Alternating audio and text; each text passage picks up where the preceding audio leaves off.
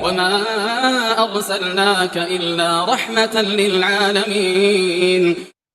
Baik, ikhwan fillah azan ya Allah ya, masuk ke tata cara haji dan umroh. Satu, disyariatkan bagi jamaah haji yang telah tahallul dari umroh untuk berihram haji pada hari tarwiyah dari Mekah atau luarnya semisal Mina, karena Nabi SAW menyuruh para sahabatnya yang telah tahallul dari umroh untuk berihram haji pada hari tarwiyah dari tempat tinggal mereka.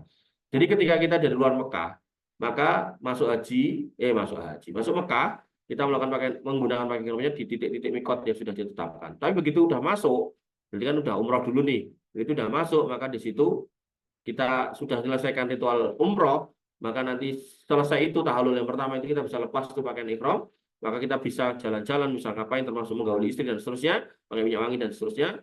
Nah, nanti begitu masuk di hari tarwiyah, nah mulailah berihram lagi dari Mekah di dalamnya. Ihram yang kedua untuk haji. Kemudian yang kedua, siapa yang tinggal di Mina pada hari tarwiyah maka hendaknya ia berihram dari tempat tinggalnya dan tidak perlu ke Mekah. Jadi Mekah ke Mina, nah orang Mina nggak usah ke Mekah dulu baru ke Mina. Nah, sebagaimana sabda Nabi SAW ketika menyebutkan tempat mikot, siapa yang tempat tinggalnya pada dalam mikot, maka ihramnya dari tempat tinggalnya hingga penduduk Mekah pun berihram dari Mekah. Kemudian yang ketiga, orang-orang yang wukuf di luar batas Arafah, maka wukufnya tidak sah meskipun dekat darinya. Di Arafah sekarang itu di pagar. Jadi kalau kita di luar pagar itu nggak boleh. Yang keempat, siapa yang wukuf di Arafah sebelum zawal saja, maka wukufnya tidak sah menurut pendapat ahlul ilmi. Jadi wukuf itu kan setelah zawal. Zawal itu matahari condong, artinya masuk waktu duhur gitu kan. Tergelincirnya matahari di tengah-tengah, tergelincir. Nah, ini kok ada orang yang mulai wukuf sejak jam 11, nah ini nggak sah. Imam Ahmad dan beberapa jamaah dari kalangan ulama berpendapat bahwa orang yang wukuf sebelum zawal maka wukufnya sah. Jadi Syekh bin Baz berpendapat tidak sah, tapi Imam Ahmad berpendapat sah.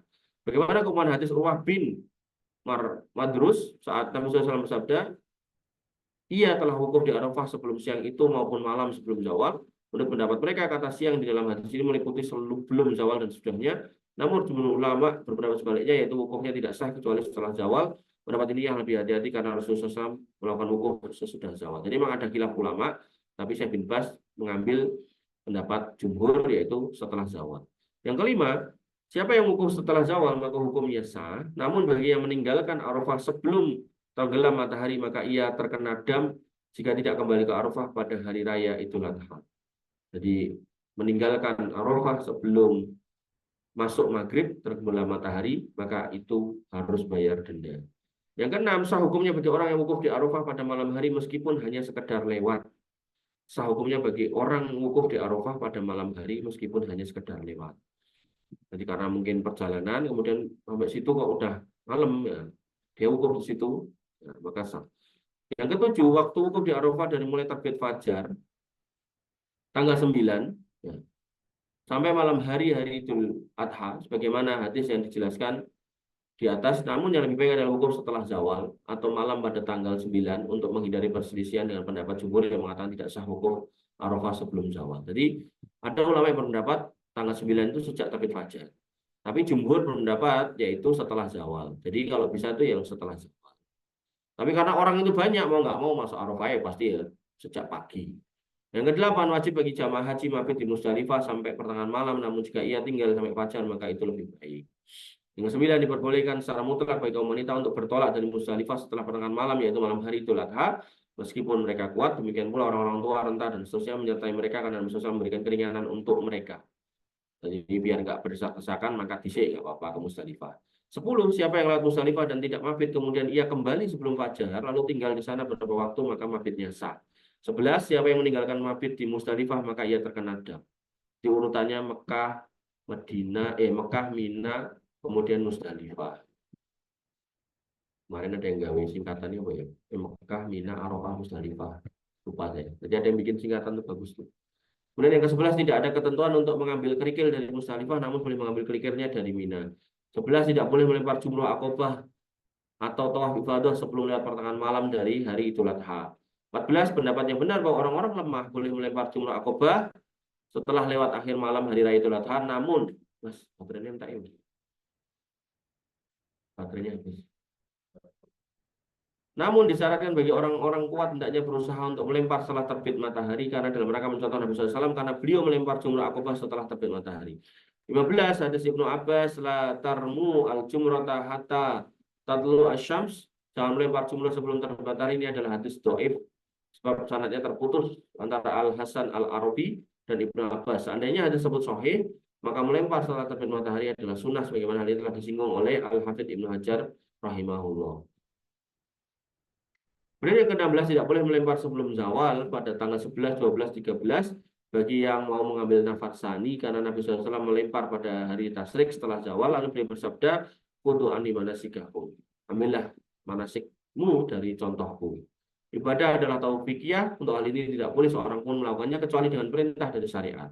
17, pada dasarnya melempar jumratul aqobah dapat dilakukan sebelum matahari terbit karena tidak ada dalil yang jelas yang melarangnya. Namun jika dilakukan setelah terbit matahari maka ini lebih afdol. Waktu melempar pada hari tasyrik adalah setelah zawal jika hal tersebut mudah baginya. Perlu diketahui bahwa melempar jamarat malam hari pada hari-hari tasyrik itu sesungguhnya diperuntukkan bagi siang hari sebelumnya dan tidak sah diperuntukkan untuk siang hari besoknya. Siapa yang tidak sempat melempar jumrah aqobah pada hari Id, maka dia dapat melempar pada malam 11 sampai akhir malam.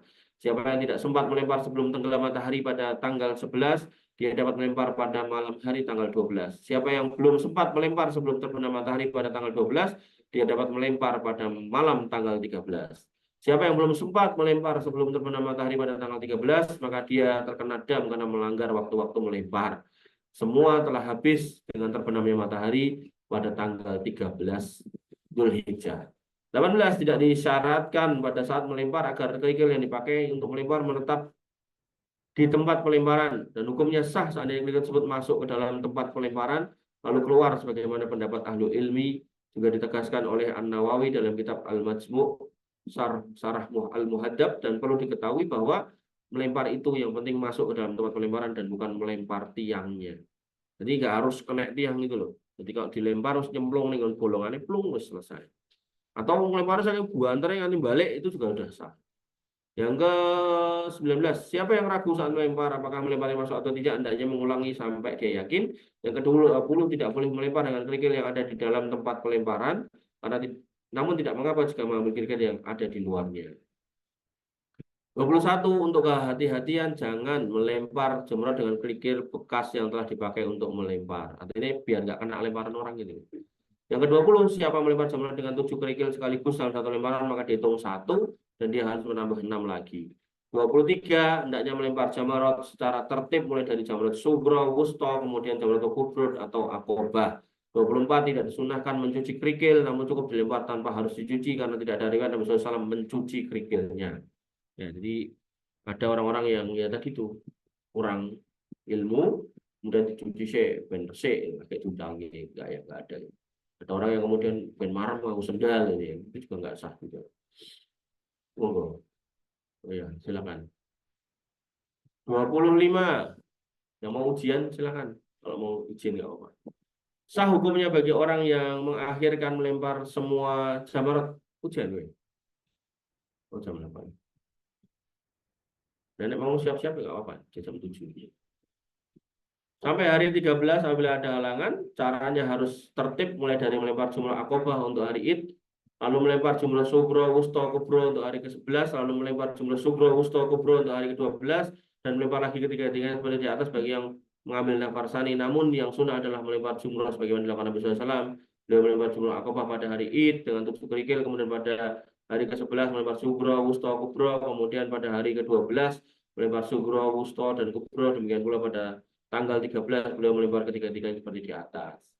26, orang lemah dapat digantikan untuk melempar jamarat seperti orang sakit, orang tua, dan seterusnya. Jadi ini boleh digantikan. 27, melempar jumrah tidak boleh digantikan kecuali ada udzur syar'i seperti di atas. Wakilnya aku apa? Males, enggak boleh.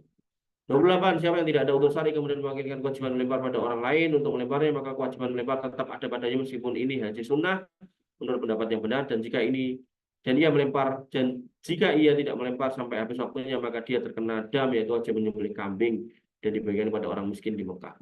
29, siapa yang mewakili orang lain untuk melempar jamarat maka hendaknya dia melempar untuk dirinya sendiri dulu kemudian baru orang lain yang diwakilinya.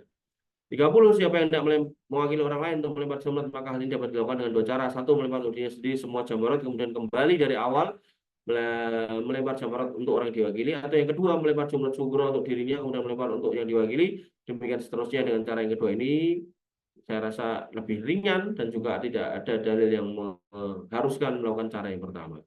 31, menyembelih kurban pada hari Id lebih baik daripada hari kedua, pada hari kedua lebih baik daripada hari ketiga, hari ketiga lebih baik daripada hari keempat. 32, bagi orang yang menunaikan ibadah haji atau umroh, menggundul rambut lebih afdol daripada memendekkan. Karena Nabi SAW mendoakan akan mendapat rahmat ampunan 3 kali bagi orang yang menggundul rambutnya, sementara mendoakan sekali bagi orang yang memendekkannya. Cara memendekkan rambut tidak cukup hanya dengan memotong sedikit atau beberapa bagian saja, namun harus pendekkan atau mencukur semua bagian. Jadi nggak benar ya kalau dipotong kuncung itu atau. Namun bagi orang yang umroh dan dalam waktu dekat akan melaksanakan haji, maka lebih afdol baginya untuk memendekkan rambutnya untuk digundul saat selesai melaksanakan haji. Jadi pas umroh dipendekkan, pas haji dibotakin. Demikian Nabi SAW memerintahkan para sahabat untuk memendekkan rambut mereka saat selesai tawaf dan sa'i umroh pada waktu haji wada, kecuali orang yang membawa kurban, maka mereka tetap dalam kondisi ihram dan tidak diperintahkan untuk gundul karena mereka melaksanakan haji qiron. Setiap memotong sebagian rambut, siapa memotong sebagian rambut karena lupa atau jahil, maka hendaknya yang memotongnya secara merata dan tidak ada hukum baginya.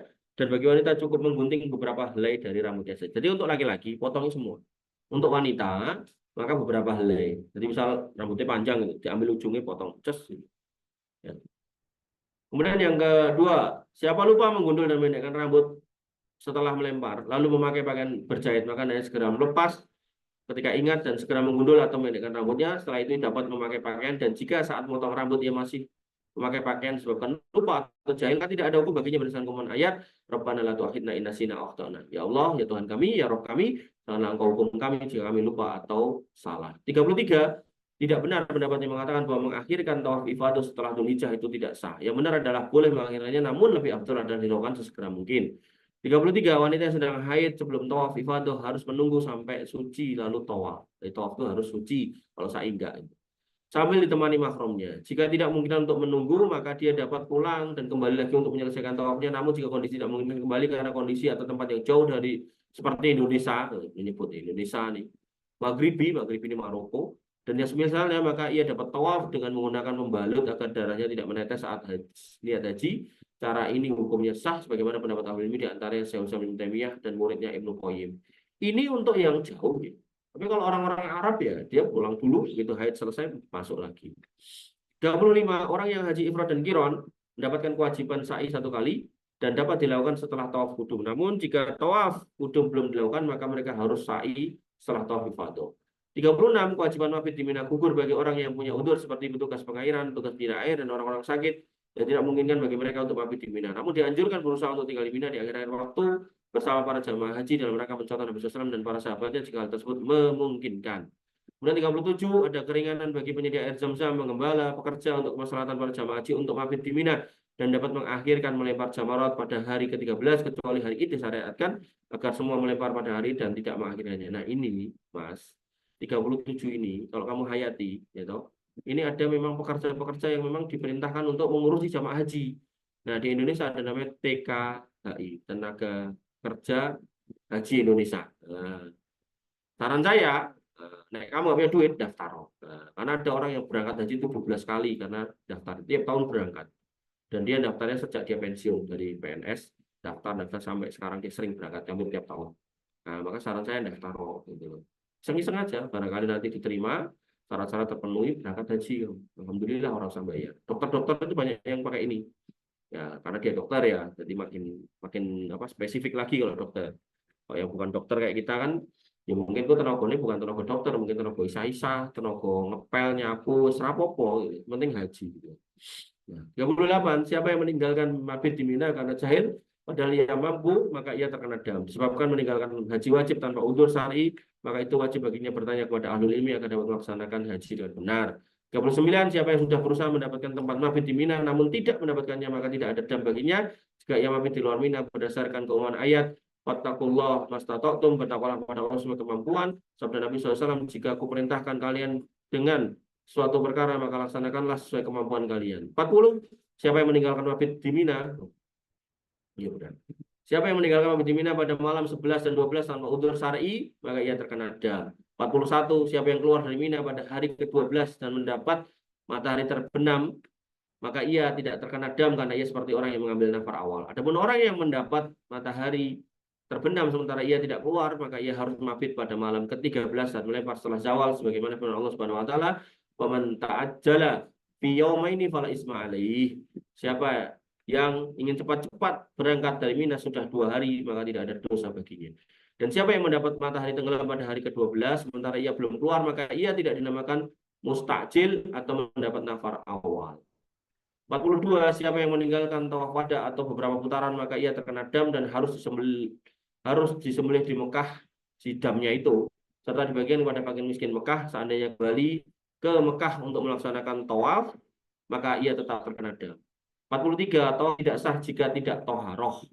Karena Nabi SAW ketika hendak tawaf, beliau berwudu lalu bersabda, "Ambillah dariku manasikakum," ya, tata cara haji kalian. Dari Ibnu Abbas radhiyallahu anhu, beliau berkata, tawaf di Baitullah adalah seperti sholat, hanya saja diperbolehkan berbicara di dalamnya.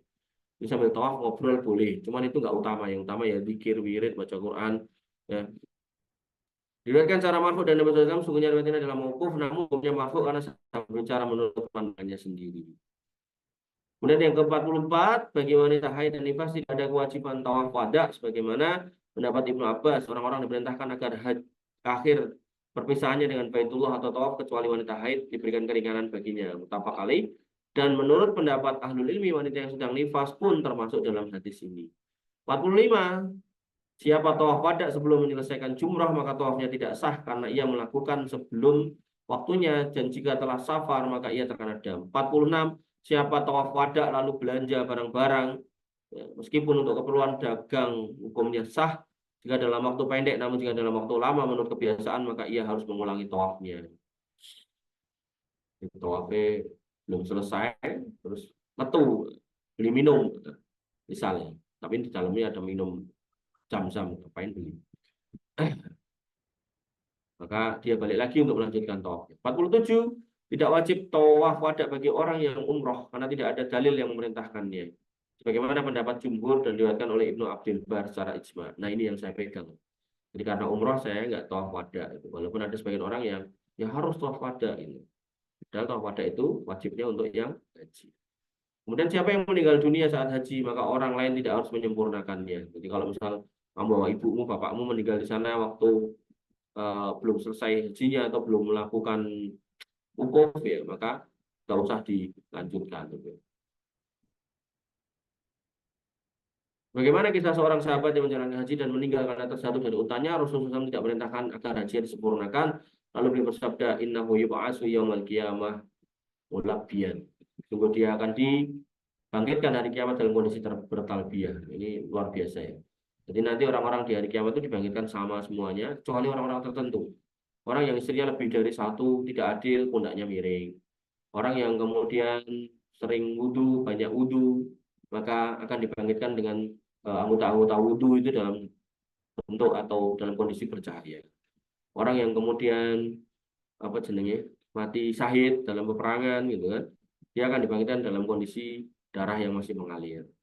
Orang yang kemudian ini tadi meninggal saat haji atau umroh pakai pakaian ihram, maka dibangkitkan dalam kondisi bertalbiyah. Maka tentukanlah atau usahakanlah kematianmu itu kematian yang terbaik. Ya, jangan sampai kemudian su'ul khotimah. 49, tidak ada dalil yang mensyariatkan untuk memperbanyak umroh setelah haji, bagaimana dilakukan oleh sebagian orang padahal telah umroh sebelumnya. Bahkan dalil menunjukkan bahwa meninggalkannya lebih afdal karena Nabi SAW dan para sahabatnya tidak melakukannya pada saat haji wada. Jadi nggak benar kalau kemudian umroh, setelah selesai haji terus mau tunai, kemudian ikhram lagi, masuk lagi, umroh lagi, keluar lagi, nggak ada. Kecuali mereka yang kemudian ada hal-hal yang kemudian membatalkan urusan mereka di dalam, kemudian melakukan itu agar kemudian menyempurnakan, itu nggak apa-apa. Tapi kalau kemudian enggak, ya nggak usah. Yang ke-50, hadis Ibnu Abbas radhiyallahu anhu, "Wa man taraka nusukan au nasiyahu wal yurhik daman." Siapa yang meninggalkan wajib haji atau lupa, maka wajib baginya menyembelih kurban. Dari sini hukumnya marfu karena beliau tidak berbicara dengan pendapat sendiri. Juga kita tidak melihat siapa yang menyelisihinya. Maka siapa yang meninggalkan wajib haji dengan sengaja, lupa, jahil seperti melempar jumrah, mabit pada hari-hari Mina, juga tawaf wada, maka ia terkena dam yang harus disembelih di Mekah dan sembelihannya dibagikan kepada fakir miskin penduduk Mekah. Dan syarat menyembelih dam ini seperti syarat menyembelih kurban, yaitu seekor kambing, sepertujuh unta atau sapi. Wallahu ta'ala alam.